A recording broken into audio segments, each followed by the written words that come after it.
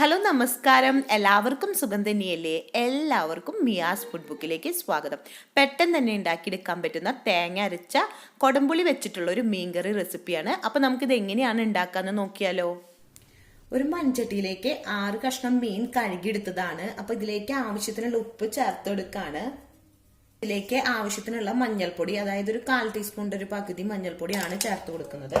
അതേപോലെ തന്നെ ഈ ഒരു ടീസ്പൂൺ കൊണ്ട് 1 ടീസ്പൂൺ നിറച്ച് മുളകും പൊടിയും കൂടി ചേർത്ത് കൊടുക്കുന്നുണ്ട്. ഈ മീനിലേക്ക് ഈ ഉപ്പും മുളകും എല്ലാ സൈഡിലേക്ക് ആവാൻ വേണ്ടിയിട്ടൊന്ന് മിക്സ് ചെയ്ത് കൊടുക്കുന്നുണ്ട് കേട്ടോ.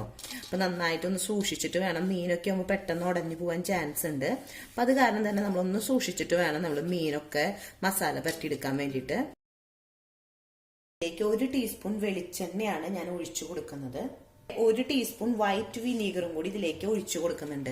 അപ്പൊ വിനീഗർ ഒഴിച്ചു കൊടുത്തിട്ടുണ്ടെങ്കിൽ മീനൊക്കെ പൊട്ടിപ്പോവില്ല. നമ്മുടെ മീനൊക്കെ നല്ല ഫ്രഷ് അല്ലാന്നുണ്ടെങ്കിൽ ഇതുപോലെ വിനീഗർ ഒഴിച്ചു കൊടുക്കുകയാണെങ്കിൽ ഉടഞ്ഞു പോവില്ല മീൻ, അങ്ങനെ ഉടഞ്ഞു പോവില്ല, നല്ല കറക്റ്റ് ആയിട്ട് തന്നെ കിട്ടും. ഇതിലേക്ക് ഒരു 2 തണ്ട് കറിവേപ്പിലയും അതുപോലെ 2 പച്ചമുളക് നീളത്തിലൊന്ന് കട്ട് ചെയ്തതും കൂടി ചേർത്ത് കൊടുക്കുന്നുണ്ട്. വലിയൊരു കഷ്ണം ഇഞ്ചി എടുത്തിട്ടുണ്ട്, അതും കൂടി ഇതിലേക്ക് ചേർത്ത് കൊടുക്കാണ്. നല്ല ജീരകത്തിന്റെ പൊടി ഞാൻ പൊടിച്ചു വെച്ചതുണ്ട്. അപ്പൊ അതിൽ നിന്ന് ഇത് കണ്ടില്ലേ, ഒരു നുള്ള് നല്ല ജീരകത്തിന്റെ പൊടി ഇതിലേക്ക് ചേർത്ത് കൊടുക്കാണ്. 10 മണി കുരുമുളകും ഒരു 1/4 ടീസ്പൂൺ പെരിഞ്ജീരകമാണ് എടുത്തിട്ടുള്ളത്. അപ്പൊ നല്ല ജീരകം ഒരു നുള്ള് ഇട്ട് കൊടുത്തിട്ടുണ്ട് ആദ്യമേ. ഇത് രണ്ടും കൂടിയിട്ട് ഒന്ന് ചതച്ചെടുക്കാൻ പോവാണ്. അപ്പൊ ഞാനിവിടെ ചതച്ചെടുത്തിട്ടുണ്ട്. ആ പൊടിയും കൂടി ഇതിലേക്ക് ചേർത്ത് കൊടുക്കാണ്. അതിനുശേഷം ഒന്നും കൂടി നന്നായിട്ടൊന്ന് മിക്സ് ചെയ്ത് കൊടുക്കാണ്. ഇതുപോലെ മിക്സ് ചെയ്ത് വെച്ചതിന് ശേഷം ഒരു 10-15 മിനിറ്റ് എങ്കിലും ഒന്ന് മിനിമം വെക്കണം. കൂടുതൽ വെച്ചാൽ അത്രയും ടേസ്റ്റ് ആണ്. അപ്പൊ നമ്മുടെ ഇതിന്റെ എല്ലാ മസാലകളും ഇതിലേക്ക് മീനിലേക്ക് പിടിച്ചിട്ടുണ്ടാവും. അതിനുശേഷം മീൻ കറി വെക്കുമ്പോഴാണ് പ്രത്യേക ടേസ്റ്റ്. അല്ലെ, ഞാൻ ഇപ്രാവശ്യം കൊടംപുളി വെച്ചിട്ടാണ് ഉണ്ടാക്കിയെടുക്കുന്നത്. അപ്പൊ വീട്ടിൽ തന്നെ ഉണ്ടായിട്ടുള്ള കൊടംപുളിയാണ്. അപ്പൊ നാട്ടിൽ നിന്ന് വരുമ്പോൾ കൊണ്ടുവന്നിട്ടുള്ളതാണ്. അപ്പൊ അതാണ് ഈ കുഞ്ഞ് സൈസിൽ ഇരിക്കുന്നത്. അപ്പൊ ഇത്ര ഞാൻ എടുക്കുന്നുണ്ട്, കണ്ടില്ലേ, ഈ ഒരു സൈസ് പുളി എടുക്കുന്നുണ്ട്. ഇനി ഞാൻ ഒരു കൊടംപുളിയുടെ ഒരു പകുതി തന്നെ വരുള്ളൂ. അത് ഞാനൊന്ന് നന്നായിട്ട് കഴുകിയെടുത്തു. ഇതിലേക്ക് തിളച്ച വെള്ളം ഞാൻ ഒഴിച്ചു കൊടുക്കുകയാണ്. ഒരു 1/4 കപ്പ് തിളച്ച വെള്ളം. മിക്സിയുടെ ജാറിലേക്ക് ഒരു പിടി തേങ്ങയാണ് ഇട്ടെടുത്തിട്ടുള്ളത്. അപ്പൊ എല്ലാവരുടെ വീട്ടിലും തേങ്ങ ഉണ്ടാവണമെന്നില്ല. അപ്പൊ ചിലപ്പോൾ നമുക്ക് കൂടുതൽ തന്നെ ഉപയോഗിക്കാൻ പറ്റില്ല, ചിലപ്പോൾ നമ്മുടെ വീട്ടിൽ അധികം ഉണ്ടാവില്ല. ആ ഒരു ടൈമിൽ നമുക്ക് മീൻകറി നല്ല ടേസ്റ്റിൽ വെക്കണം. ഒരു ടൈമിൽ ഞാൻ ചെയ്യാറെന്ന് വെച്ചിട്ടുണ്ടെങ്കിൽ ഇതുപോലത്തെ ഒരു പിടി തേങ്ങയാണ് എടുക്കുക. ഇത് ഫ്രീസറിൽ വെച്ച കാരണമാണ് ചെറിയൊരു ചൂടുള്ള വെള്ളം വെച്ച് കൊടുത്തിട്ടുള്ളത്. ഇനി ഇത് മിക്സിയിൽ ചെറുതായി ഒന്ന് ചൂടാറിയതിന് ശേഷം മിക്സിയിൽ നന്നായിട്ടൊന്ന് അടിച്ചെടുക്കും. ഇപ്പൊ ഞാനിവിടെ തേങ്ങ നന്നായിട്ടൊരു പേസ്റ്റ് പോലെ തന്നെ അടിച്ചെടുത്തിട്ടുണ്ട്. കണ്ടില്ലേ, നല്ല സ്മൂത്ത് ആയിട്ടുള്ള പേസ്റ്റ് പോലെ തന്നെയാണ് അടിച്ചെടുത്തിട്ടുള്ളത്. ഇപ്പൊ നമ്മുടെ മീനും മസാല മിക്സ് ചെയ്തിട്ട് വെച്ചിട്ട് ഒരു 15 മിനിറ്റ് കഴിഞ്ഞിട്ടുണ്ട്. ഇതിലേക്ക് ഞാൻ കൊടപ്പുളി വെള്ളത്തിലിട്ട് വെച്ചിട്ടുണ്ടായിരുന്നില്ലേ, ചെറിയ തിളച്ച വെള്ളത്തിലാണ് ഇട്ട് കൊടുത്തിട്ടുണ്ടായിരുന്നത്. അപ്പൊ കണ്ടില്ല, കൊടപ്പുളിയുടെ ഒരു ഇതൊക്കെ വന്നു തുടങ്ങിയിട്ടുണ്ട്. ഇത് മുഴുവനായിട്ട് തന്നെ ഇതിലേക്ക് ചേർത്ത് കൊടുക്കാണ്.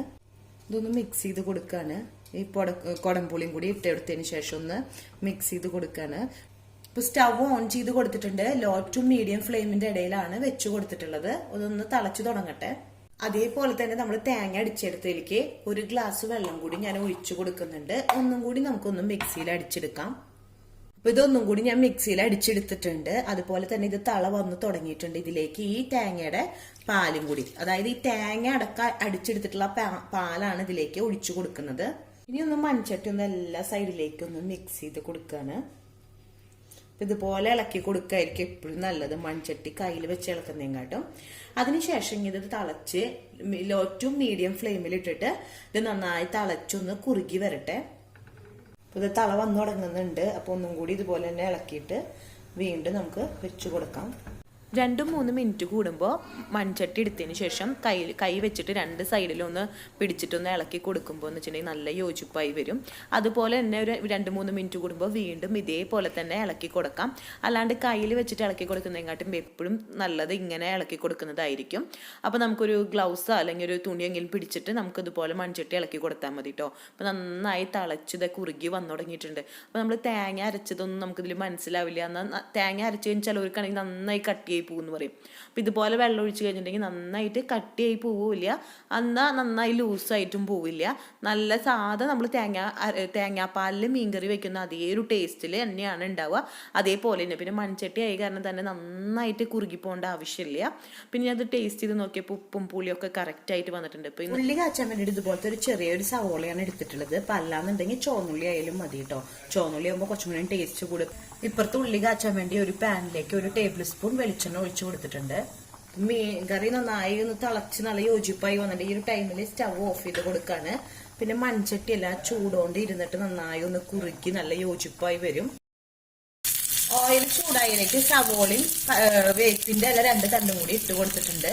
അതൊന്ന് മൂത്ത് വരട്ടെ. സവോള ഇട്ടിട്ട് ഒരു പകുതി വാടി വന്നു തുടങ്ങിയിട്ടുണ്ട്. ഈ ടൈമില് നേരത്തെ നമ്മളൊരു 1/4 ടീസ്പൂൺ പെരിഞ്ചീരകം ചതച്ചിട്ടില്ല, അതേപോലെ തന്നെ ഒരു 1/4 ടീസ്പൂൺ പെരിഞ്ചീരകം മാത്രമാണ്, അതും കൂടി ഇതിലേക്ക് ഈ ഒരു ടൈമിൽ ഇട്ട് കൊടുക്കുകയാണ്. അപ്പൊ ഉള്ളി ബാക്കി മൂത്ത് വരുന്ന ടൈമില് പെരിഞ്ചീരകം നന്നായിട്ട് തന്നെ മൂത്ത് വരും. നല്ലൊരു സ്മെല്ല് വരും അത് മൂത്ത് വരുമ്പോ, പെരിഞ്ചീരകം ഓയിലിൽ ഇട്ടിട്ട് മൂപ്പിച്ചെടുക്കുമ്പോ. നമ്മുടെ ഉള്ളിയൊക്കെ മൂത്ത് തുടങ്ങുന്നുണ്ട്. ഈ ഒരു ടൈമില് ഒരു 1/4 ടീസ്പൂണിന്റെ പകുതി മഞ്ഞൾപ്പൊടി ഇപ്പോഴാണ് ചേർത്ത് കൊടുക്കുന്നത്. അപ്പൊ ഒരു നല്ലൊരു കളർ കിട്ടാൻ വേണ്ടിയിട്ടാണ് ഈ ഒരു ടൈമില് ചേർത്ത് കൊടുക്കുന്നത്. എന്നിട്ട് അതൊന്ന് മൂത്ത് വരുന്ന ടൈമില് സ്റ്റവ് ഓഫ് ചെയ്ത് കൊടുക്കുകയാണ്. ഞാനിപ്പോ സ്റ്റവ് ഓഫ് ചെയ്ത് കൊടുത്തിട്ടുണ്ട്. അതിനുശേഷം ഒരു 1/4 ടീസ്പൂൺ മുളകും പൊടിയും കൂടി ചേർത്ത് കൊടുക്കുകയാണ്.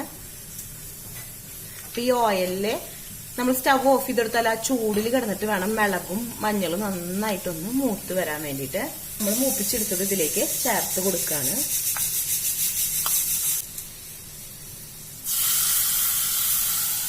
നമ്മളിത് ഉള്ളി കാച്ചെടുത്ത് കഴിഞ്ഞിട്ടുണ്ടെങ്കിൽ എല്ലാ സൈഡിലേക്ക് ഇതുപോലെ ഒന്ന് ജസ്റ്റ് ഒന്ന് ആക്കി കൊടുത്തതിന് ശേഷം ഒന്ന് മൂടി വെച്ച് കൊടുക്കണം. ഒരു 2-3 മിനിറ്റ് മൂടി വെച്ചതിന് ശേഷം വേണം നമ്മളിതൊന്ന് തുറന്നെടുക്കാൻ വേണ്ടിയിട്ട്. അപ്പോഴാണ് ഈ മണമൊക്കെ ഈ മീൻകറിയിലേക്ക് നന്നായിട്ടൊന്ന് പിടിക്കുക. ഒരു 2 മിനിറ്റ് കഴിഞ്ഞിട്ടുണ്ട്. മീൻകറി തുറന്നു കൊടുക്കുക. അങ്ങനെ നമ്മുടെ മീൻകറി ഇതാ ഇവിടെ റെഡി ആയിട്ടുണ്ട്. അപ്പൊ നല്ലൊരു ടേസ്റ്റി ആയിട്ട് തേങ്ങാപ്പാല് ഒഴിച്ച് വെക്കുന്ന മീൻകറിയുടെ അതേ ഒരു ടേസ്റ്റിൽ ഒരു പിടി തേങ്ങ കൊണ്ട് തന്നെ നമുക്ക് ഇത് വെച്ചുണ്ടാക്കാം. അപ്പൊ മുകളിൽ നിന്ന് വീഡിയോ ഷൂട്ട് ചെയ്യുമ്പോൾ എന്ന് വെച്ചിട്ടുണ്ടെങ്കിൽ ആ കളർ കറക്റ്റായിട്ട് മീൻകറിയുടെ കിട്ടുന്നില്ല. അത് കാരണം ഞാൻ സൈഡിലേക്ക് ആക്കിയിട്ട് ഒന്ന് വീഡിയോ ഷൂട്ട് ചെയ്യാൻ നോക്കിയിട്ടുണ്ട്. എന്നാലും കുറച്ച് മഞ്ഞൾപ്പൊടിയുടെ കുറവുണ്ട്. അപ്പോൾ ഒരു 1/4 ടീസ്പൂണിന്റെ പകുതിയും കൂടി മഞ്ഞൾപ്പൊടി ഇടായിരുന്നു.